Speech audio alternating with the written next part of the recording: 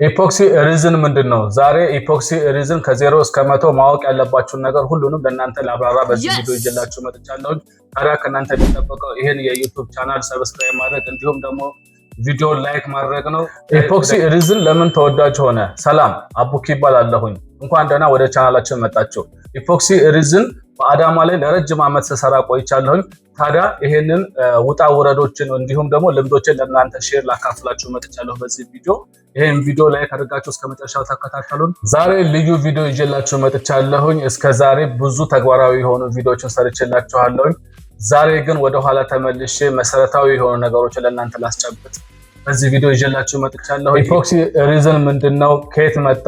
ምን ይሰራበታል? ጥንካሬውስ ምን ይመስላል? የሚለውን የዚህ ሁሉ ጥያቄ ዛሬ በዚህ ቪዲዮ የምመልስላችሁ ይሆናል።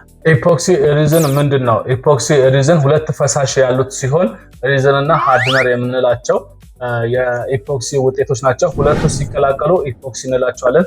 ለየብቻው ሲሆን ደግሞ ኤ ፓርቱ ሪዝን ሲሆን ቢ ፓርቱ ደግሞ ሃርድነር እንላቸዋለን። ሬሾ የሚባል ነገር አላቸው። 2:1 3:1 1:1 የምንላቸው የኢፖክሲ ታይፖች አሉ። እነሱም ወደፊት በሰፊው የምንመጣባቸው ይሆናል። እነኚህን ሁለት የተለያዩ ሬሾዎች ስንቀላቀላቸው ከሰዓታት በኋላ ወደ ጠጣርና ጠንካራ መስታወትነት ወለል ይቀየራል። ኢፖክሲ ከየት መጣ? መቼስ ተጀመረ?